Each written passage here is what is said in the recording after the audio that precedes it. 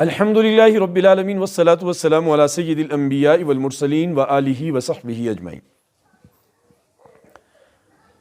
رمضان شریف اختتام کی طرف گامزن ہے اور عید کی نماز یا عید کی تیاریوں میں پوری قوم لگی ہوئی ہے۔ اب رمضان کا جو ثمرہ ہے وہ عید کی نماز ہے۔ عید کی نماز کے وقت اعلان ہوتا ہے جب بندہ نماز پڑھتا ہے کہ تم اپنے گھروں کو واپس لوٹو اس حال کے اندر کہ تمہیں بخشائے گئے ہو۔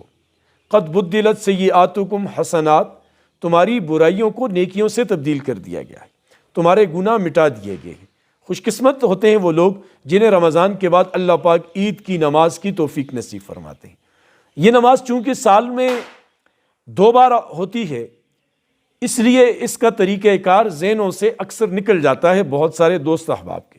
اس لیے سوچا کہ نماز کے طریقے کو اپنے ساتھیوں کے ساتھ ڈسکس کیا جائے تاکہ نماز سے قبل ہم اس کو دیکھ سن کر یاد کر کے دوسروں کو سنائیں اور وہاں تاکہ ہم صحیح طریقے سے اپنی نماز کو ادا کر سکیں۔ دیکھیں جو عید کی نماز ہے یہ 2 رکعت نماز ہے۔ یہ 2 رکعت نماز واجب ہے۔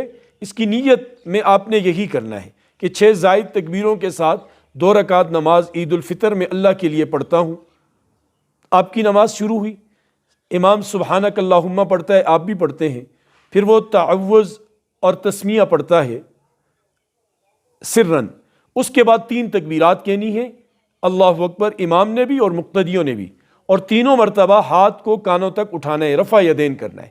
پھر امام سورہ فاتحہ پڑھے گا، سورت پڑھے گا رکوع میں، اور پھر دوسری رکعت شروع ہوگی۔ دوسری رکعت میں سورہ فاتحہ اور سورت کے بعد امام 3 تکبیرات کہے گا، آپ بھی کہیں گے۔ ہر تکبیر کے ساتھ رفع یدین کریں گے، ہاتھ کانوں تک اٹھائیں گے، اور چوتھی تکبیر کہہ کر رکوع میں چلے جائیں گے۔ پھر وہ سجدہ اور قاعدہ اور سلام ہو جائے گا۔ اس طرح آپ کی نماز پوری ہو جائے گی۔ ہاں، اس نماز کے بعد خطبہ ہوتا ہے۔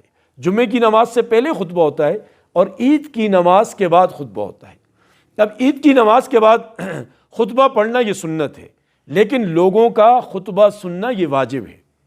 اس لیے جب آپ نماز پڑھیں تو خطبہ سنیں، خطبہ سننے کے بعد دعا میں شریک ہوں، اور اس کے بعد اپنے گھروں کی طرف آپ روانہ ہوں تاکہ نماز کا پورا ثمرہ جو ہے وہ ہمیں، آپ کو اور ہم سب کو حاصل ہو۔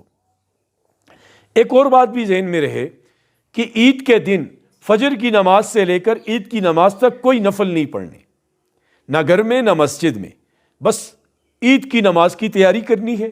اس کے لیے اپنا آپ کے پاس نیا لباس، خوشبو، غسل، سرما لگانا اور باقی جتنی بھی جملہ لوازمات ہیں عید کی نماز کی تیاری کے، وہ کرنے ہیں۔ اس لیے ہمیں یہ تعلیم دی گئی ہے کہ نماز سے قبل ہم کوئی سنت وغیرہ نہ پڑھیں، اور پھر نماز پڑھیں۔ اس کے لیے اس میں ہمارے لیے بھی دعا کریں، امت کے لیے دعا کریں، اپنے ملک کے لیے دعا کریں، اور اس مہنگائی کے لیے دعا کریں کہ اللہ پاک اس سے ہمیں چھٹکارا نصیب فرمائے۔